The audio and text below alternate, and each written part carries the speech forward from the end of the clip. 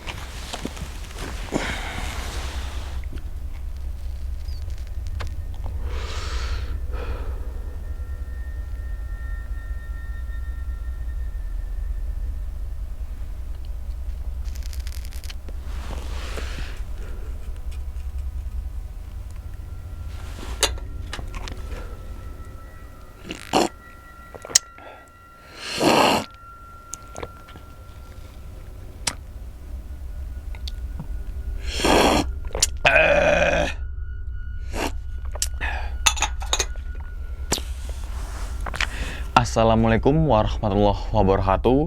Kembali lagi bersama gue Sumar Adiwijaya atau biasa dipanggil Umang dalam segmen Kisah Mistis Pendaki. Keberadaan gunung dan hutan memang terkenal akan mistis dan horor. Oleh karena itu tidak aneh banyak kesaksian para penjelajah maupun pendaki gunung memiliki kisah horor di setiap perjalanannya. Gunung Raung memiliki ketinggian 3.344 mdpl atau meter di atas permukaan laut, dan gunung berapi kerucut yang terletak di ujung timur Pulau Jawa. Secara administratif, kawasan gunung ini terletak dalam 2 wilayah, yaitu Banyuwangi, Bondowoso, dan Jember Provinsi Jawa Timur. 3 wilayah maksudnya.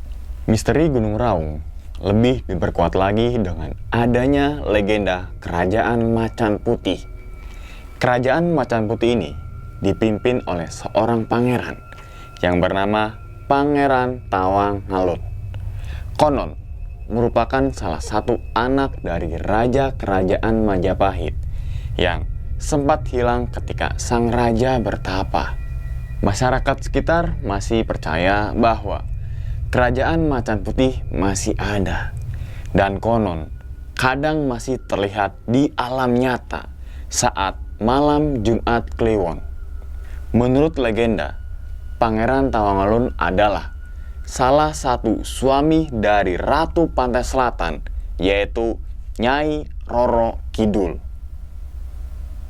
Namun, itu semua hanyalah legenda misteri Gunung Raung dari masyarakat sekitar. Akan tetapi, keindahan Raung bukanlah legenda, namun keajaiban alam yang menjadi warisan Indonesia. Pengen naik gunung tapi nggak punya perlengkapannya? Nih, Mahameru solusinya.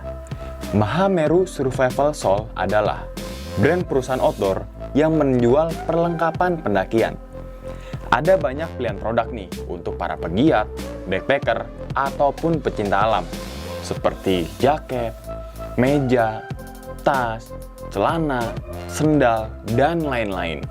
Desainnya juga aman, nyaman, serta kekinian.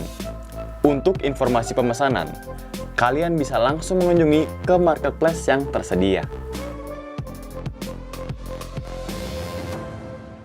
Kita langsung masuk aja ke dalam ceritanya. Ngopi horor segera dimulai.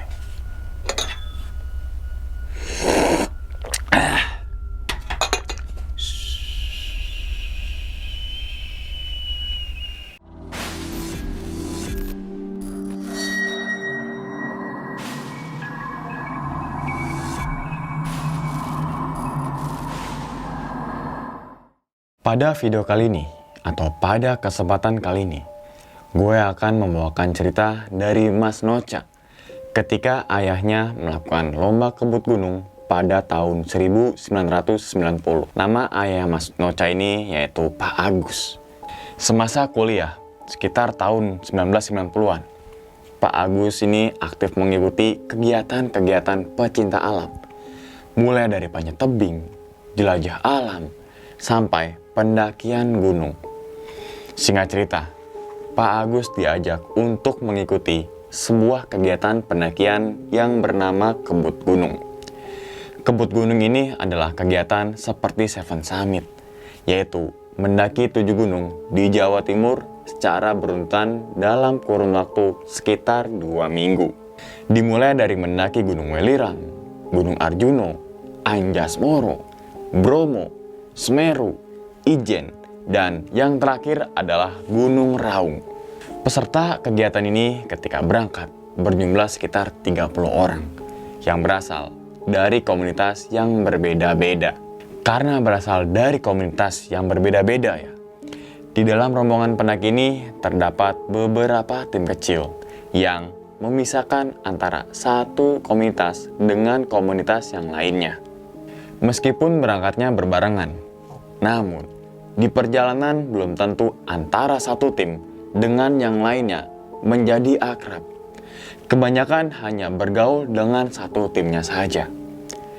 Karena jumlah anggota yang banyak, maka leader dipilih sebanyak 3 orang. Jumlah leader yang dipilih ini ada 3 orang dan nantinya para leader dibagi ke 3 kelompok. Tumben bener ya, 3 kelompok.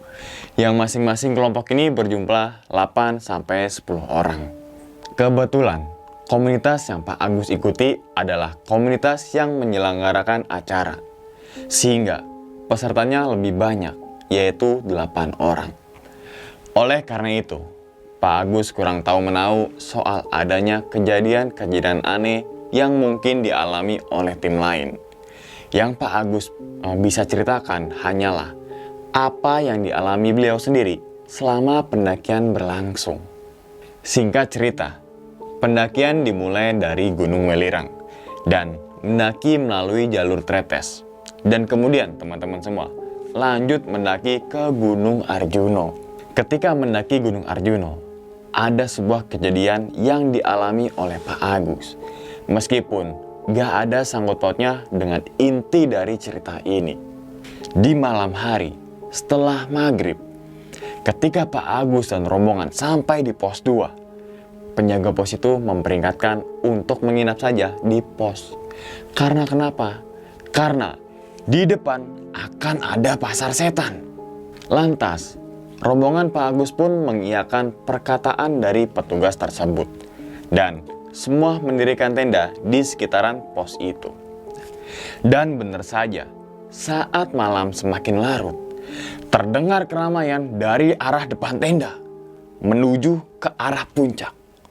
Seperti berada di dekat pasar yang lagi ramai oleh pengunjung.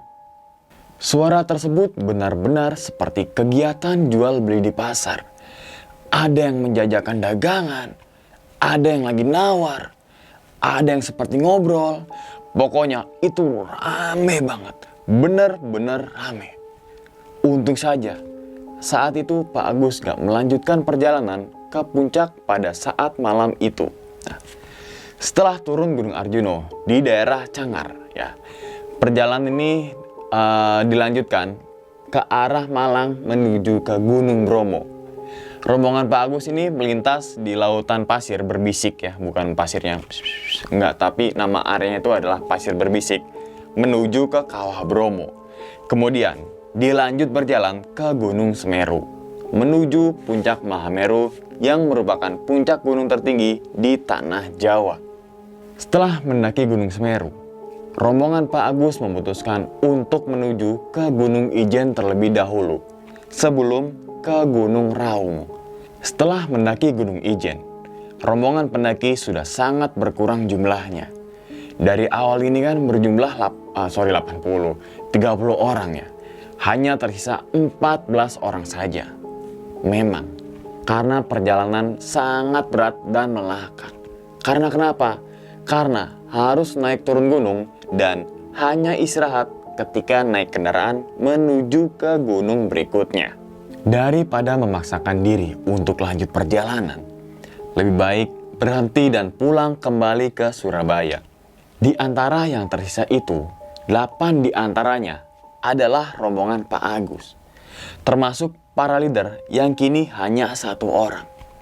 3 perempuan dari komunitas yang masih bertahan sampai di Gunung Ijen, dan 3 orang laki-laki dari komunitas yang berbeda lagi. Pada saat itu, rombongan Pak Agus sepakat untuk memutuskan untuk beristirahat sejenak dan memutuskan untuk berkemah di Alas Purwo Banyuwangi. Sekalian apa? Sekalian berlibur menikmati keindahan Alas Purwo yang sebenarnya masih menyimpan kisah-kisah mistis yang di luar nalar.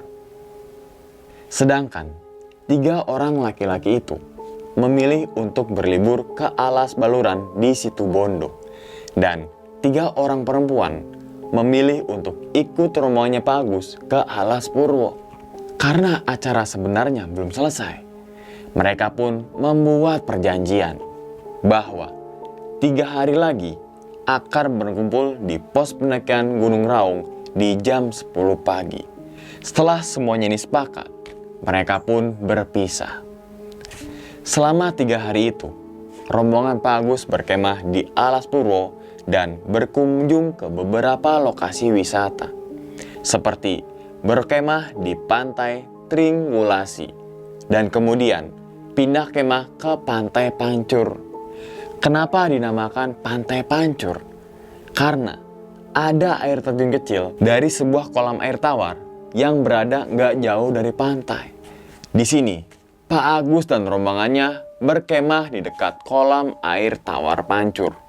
Kolam Pancur ini airnya sangat bening banget dan banyak ikan warna-warni di dalamnya.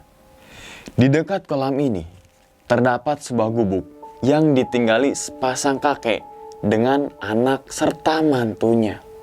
Pak Agus sangat heran melihat keluarga yang tinggal sendirian di tengah hutan yang jauh dari peradaban. Ketika berada di kolam Pancur, salah satu teman Pak Agus nanya ke kakek-kakek tuh, "Saya boleh berenang di sini, Pak?" Boleh, nah. Tapi jangan ganggu ikan-ikannya ya. Lantas, mereka semua langsung berenang dan berendam. Di sini, Pak Agus sedikit heran. Karena kenapa? Karena ikan-ikan di kolam tuh sangat jinak. Bukanlah menghindar. Justru ikan-ikan ini malah mendekat dan berkerumun. Entah itu jenis ikan apa. Tapi yang jelas, ikan air tawar yang ukurannya kecil-kecil dan berwarna-warni. Salah satu temannya Pak Agus yang bernama Doni, ia terpukau dengan salah satu ikan yang ada di kolam. Menurut Doni, warna ikan itu nggak biasa dan sangat menarik, hingga membuat Doni ini ingin membawa pulang ikan itu untuk dipelihara di rumahnya. Akhirnya, tanpa sepengetahuan teman-temannya, Doni mengambil plastik dari tasnya. Dan plastik tersebut diisi air. Kemudian, masukin ikan tersebut ke dalam plastik dan disimpan di dalam tas. Di keesokan hari, rombongan Pak Agus melanjutkan perjalanan untuk mendaki ke Gunung Raung. Setelah keluar dari Alas Purwo, 3 orang perempuan yang ikut dengan Pak Agus memutuskan untuk pulang dan gak meneruskan ke Gunung Raung. Karena kenapa? Karena sangat kelelahan. Akhirnya, hanya tersisa 8 orang yang semuanya itu adalah laki-laki. Rombongan ini memulai pendakian menuju ke Gunung Raung. Perjalanan dimulai dari pagi hari dengan niatan untuk melihat matahari terbenam di puncak Gunung Raung. Saat itu adalah pertama kalinya Pak Agus mendaki ke Gunung Raung. Jalur pendakian melewati hutan dengan banyak batu-batu besar di sepanjang perjalanan. Memang, di Gunung Raung banyak batu-batuan besar, bahkan harus menggunakan tali karmantel untuk dapat melewati tebing yang sangat terjal. Sekitar jam setengah 11 siang, rombongan pun istirahat di samping sebuah batu besar. Saat itu, tiba-tiba terdengar suara orang yang manggil dari belakang. Harap menemukan Le. Dan ketika nengok ke belakang, ternyata ada kakek-kakek lagi bawa kayu bakar. Saat itu, salah satu anggota rombongan tersebut ngomong ke kakek tuh, "Badai ke puncak Raung, Pak." Ojo Le, mudu wae. Sing mau rekso, lagi duwe gawe. Sing Borekso ini maksudnya arwah penunggu atau leluhur berkuasa. Namun, karena kepalang tanggung dan bentar lagi sampai puncak, akhirnya mereka tetap melanjutkan perjalanan. Ketika mau melanjutkan perjalanan, Pak Agus ini ngelihat ke arah belakang. Dan ternyata kakek-kakek tersebut udah nggak ada. Saat itu, Pak Agus ini sempat merasa was-was. Di tengah perjalanan, nggak jauh setelah ketemu sama kakek-kakek, tiba-tiba Doni teriak, "Aduh!" Saat itu, semuanya langsung melihat ke arah Doni. Dan ternyata, Doni nginjak sebuah duri cemara yang mencuat dari akar pohonnya. Duri ini panjangnya sekitar 18 cm dan keluar dari tanah yang cukup gembur, sehingga gak terlalu kelihatan apabila kurang berhati-hati saat berjalan. Dan ternyata duri tersebut menancap di kakinya Doni dan sampai-sampai tembus ke punggung kakinya. Saat itu Pak Agus dan teman-temannya langsung ngambil pisau dan ngegali tanah untuk memotong duri tersebut. Duri itu nggak bisa langsung dicabut. Karena kenapa? Karena dapat menciptakan pendarahan yang akibatnya itu fatal. Saat itu, 4 orang termasuk Pak Agus langsung membuat tandu dari kayu dan juga baju. Sedangkan 3 orang lainnya memutuskan untuk terus melanjutkan perjalanan. Karena 3 orang ini tetap memaksa untuk lanjut, mau nggak mau, yang lainnya ini hanya bisa pasrah. Dan langsung menggotong Doni untuk turun menuju ke bawah. Saat itu, Pak Agus dan teman-temannya sudah mengajak 3 orang ini untuk ikut turun. Namun teman-teman semua, mereka tetap kekeh untuk sampai ke puncak Gunung Raung. Mungkin petaka yang dialami Doni ini adalah sebuah pertanda bahwa mereka nggak diperkenankan untuk melanjutkan pendakian, ucap Pak Agus dalam hati. Di perjalanan turun ini, tiba-tiba Doni ngomong, "Apa ini kualat ya? Gara-gara aku ngambil ikan di kolam pancur." Saat itu, Pak Agus hanya bisa ngegelengin kepala. Semua sudah terjadi dan gak ada lagi yang perlu disesali. Doni juga menceritakan kejadian aneh saat ia sudah membawa ikan itu. Ketika di angkutan umum, saat perjalanan ke Gunung Raung, Doni sempat mengecek ikan di dalam tasnya. Namun, ikan itu menghilang dan hanya menyisakan plastik yang berisi air saja. Bagaimana mungkin seekor ikan yang normal bisa hilang begitu saja dari dalam plastik yang tertutup rapat? Singkat cerita, sesampainya di pos bawah, salah seorang di antaranya langsung berlari turun ke arah pemukiman warga. Untuk apa sih? Untuk mencari pertolongan dari warga yang memiliki sepeda motor. Gak lama setelah itu, tiba-tiba kabut turun menyelimuti jalur pendakian. Pak Agus yang masih merasa was-was ngeliatin ke arah jalur pendakian, berharap 3 orang temannya yang tetap lanjut ke arah puncak Gunung Raung itu gak mengalami masalah apapun. Penjaga pos pun mengajak Pak Agus untuk masuk ke dalam. Ketika kabut mulai menyelimuti, takutnya Pak Agus bisa tersesat karena jarak pandang yang sangat terbatas. Akhirnya penjaga pos yang tadi itu turun ke desa terdekat dengan beberapa warga yang naik motor tuh. Dan selama perjalanan turun itu, kabut itu masih terus menyelimuti dan semakin tebal. Saat itu, Doni langsung dibawa ke puskesmas terdekat dengan naik motor dan ditemani oleh 2 rekannya Pak Agus. Dan kakinya diikat ke depan. Biar apa sih? Biar nggak terbentur ke jalan setapak tanah yang berada di antara lebatnya hutan. Sedangkan Pak Agus dan 1 temannya memilih untuk tetap tinggal dan menunggu 3 orang lainnya yang belum turun juga. Singkat cerita, malam berganti pagi. Namun, 3 temannya belum muncul juga. Saat itu, Pak Agus mulai khawatir dan resah. Karena kenapa sih? Karena seharusnya itu nggak selama ini dia itu harus turun. Terlebih lagi, 3 temannya itu berjanji untuk nggak mendaki sampai ke puncak Gunung Raung yang medannya sangat sulit karena harus menggunakan tali temali. Pak Agus juga sudah menceritakan perihal kakek-kakek tua kepada petugas pos. Dan petugas pos juga menyebutkan bahwa kakek tua itu mungkin juru kunci Gunung Raung. Sedikit informasi yang cukup berbeda dengan juru kunci gunung-gunung lainnya adalah juru kunci Gunung Raung sangat sulit ditemui. Jika rumahnya ini dikunjungi pun, belum tentu sang juru kunci tersebut ada di dalam rumahnya. Balik lagi ke dalam cerita. 3 hari setelah Doni dibawa ke puskesmas, 2 orang yang nemenin Doni itu tiba di pos lagi yang menemui Pak Agus dan 1 temannya. Hari itu, mereka datang bersama tim SAR untuk melakukan pencarian.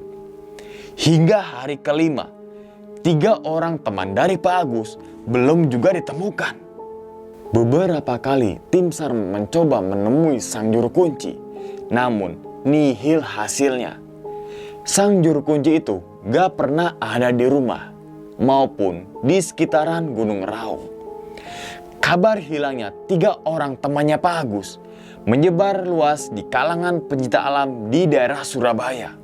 Pak Agus terus bertahan di Gunung Raung untuk membantu pencarian, serta menyediakan logistik bagi para tim yang mencari. Kondisi fisik dari Pak Agus ini sudah kelelahan teman-teman semua, setelah berhari-hari naik turun gunung saat kebut gunung itu. Ditambah lagi, membantu melakukan pencarian 3 temannya yang tersesat. Di hari ke-5 setelah pencarian, Pak Agus disuruh pulang agar dapat istirahat. Karena pada saat itu, hanya tersisa Pak Agus doang yang sama sekali belum pulang ke Surabaya. Dan sampai saat ini, tahun 2021, 3 orang teman dari Pak Agus belum diketemukan. Pencarian dihentikan beberapa hari setelah Pak Agus pulang ke Surabaya. Penjelasannya adalah 3 orang tersebut tersesat akibat terhalang oleh kabut yang jarak pandangnya jadi terbatas. Kita hanya bisa mendoakan semoga ketiga pendaki yang hilang dan pendaki-pendaki lainnya yang hilang saat mendaki gunung diterima di sisi Tuhan Yang Maha Esa. Al-Fatihah. Bismillahirrahmanirrahim. Alhamdulillahi Rabbil Alamin. Ar-Rahmanirrahim. Maliki Yawmiddin.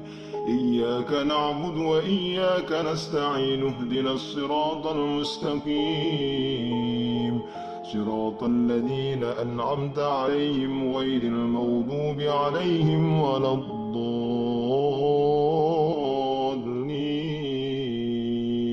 Amin. Itu aja teman-teman semua cerita dari Mas Nocha ketika ayahnya yang bernama Pak Agus melakukan pendakian gunung, khususnya Gunung Raung pada tahun 1990. Dari cerita ini, kita sebagai manusia benar-benar kecil di dunia ini. Kita nggak ada apa-apanya dibandingkan alam semesta yang begitu luas dan penuh dengan misteri ini.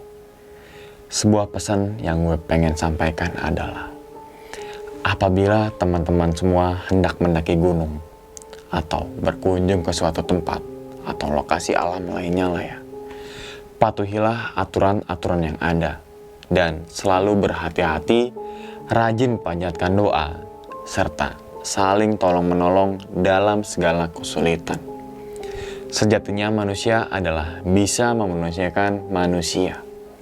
Dan ingat teman-teman semua, cerita dari ayahnya Mas Noka bukan untuk nakut-nakutin teman-teman semua ketika mendaki Gunung Raung ataupun ke gunung lainnya. Tapi jadikanlah pembelajaran untuk kita semua. Ambil sisi positifnya dan buang sisi buruknya. Semoga kita semua dilindungi oleh Tuhan Yang Maha Esa. Amin. Sekian aja dulu pada video kali ini dan nantikan video-video gue berikutnya. Hal gaib itu muncul ketika sugesti kita buruk. Wassalamualaikum warahmatullahi wabarakatuh. Selamat beristirahat dan jaga kesehatan.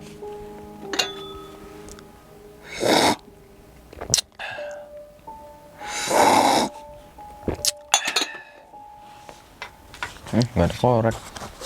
Mana ya?